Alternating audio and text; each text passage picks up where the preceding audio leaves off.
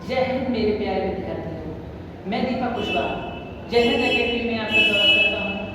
जैसा कि आपको पता है कि मैं आपको मैथ पढ़ा रहा हूँ और प्रश्नावली 5-2 के बहुत सारे सवाल हो रहे हैं और आपको घर बैठे सीखना है, आपको घर बैठे सीखने का मौका मिल रहा है। तो आप YouTube पर जाके पूरी लिंक को ओपन करके और अपने गणित की तैयारी बेहतर करिए। और आपके सामने ये सवाल है, प्रश्न नंबर 1, सारणी में एक मान दिया है, a का मान दिया है, d का मान दिया है, n का मान दिया है और en का मान हमको ज्ञात करना है। इसी प्रकार प्रश्न नंबर 2 में a का मान दिया है, d का मान, n का मान, an का मान।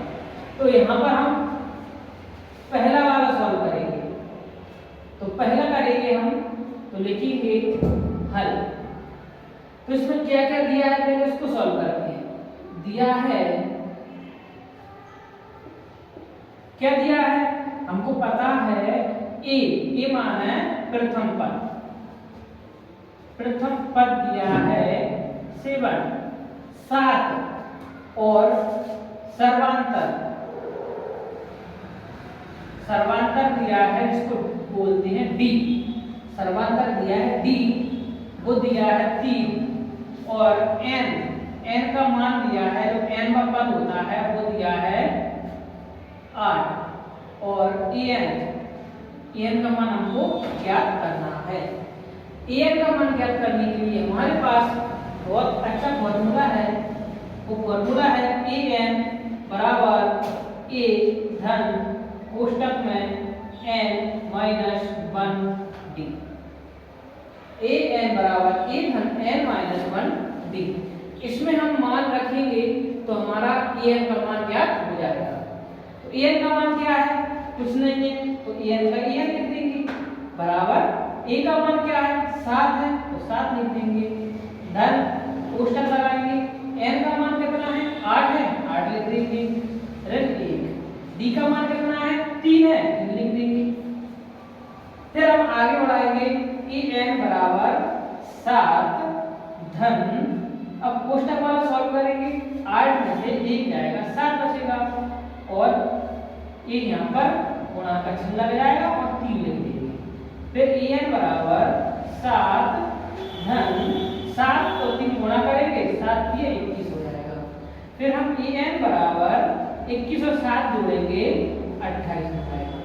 हमारा यहाँ पर en का मान आ गया। तो इसी प्रकार हम सारणी में en की जगह पर रख देंगे हम 28। तो पहला वाला सॉल्व हो गया। अब हम इसी प्रकार ये दूसरा वाला भी सॉल्व करेंगे। हम दूसरा सॉल्व करेंगे तो यहाँ पर लिख देंगे दूसरे का हल। तो दिया क्या क्या है, सबसे पहले वो लिख देंगे। दिया है a का मान दिया है, a मान क्या होता है प्रथम पद होता है, तो हम लिखेंगे प्रथम पद बराबर a बराबर क्या है ऋण का 18, तो ऋण का 18 लिख देंगे। d मान है सर्वांतर, तो d हमको क्या करना है ज्ञात करना है, क्योंकि d का मान तो कुछ ही नहीं है। n का मान कितना है 10 है, तो यहाँ पर लिख देंगे n बराबर 10 और en का मान कितना है, en का मान है 0, तो 0 लिख देंगे। अब en का मान हम, अब d का मान निकालने के लिए हमको क्या करना पड़ेगा, n वाला फॉर्मूला लगाना पड़ेगा, जैसे कि हमने पिछले सवाल में लगाया हुआ था a धन n माइनस 1d, तो a धन n माइनस 1d। इसी प्रकार इसी में हम सभी के मान रख देंगे, a का मान, n का मान, an का मान। तो an का मान, an का मान क्या है 0 है, a का मान क्या है ऋण का 18, धन n का मान हमको क्या करना है, यहाँ पर लिखा हुआ है n का मान 10 है, 10 लिख देंगे और d का मान क्या है कुछ नहीं है, d का मान ऐसे कैसे लिख देंगे, तो 0 बराबर ऋण का 18। अब 10 में से 1 जाएगा, कितना बचेगा 9 बचेगा, 9 का गुणा हम d में करेंगे तो d आ जाएगा। अब हम करते हैं पक्षांतर, यहाँ पर लिख देंगे जो कि हमने पिछले सवालों में कई सवालों में पक्षांतर किया हुआ है।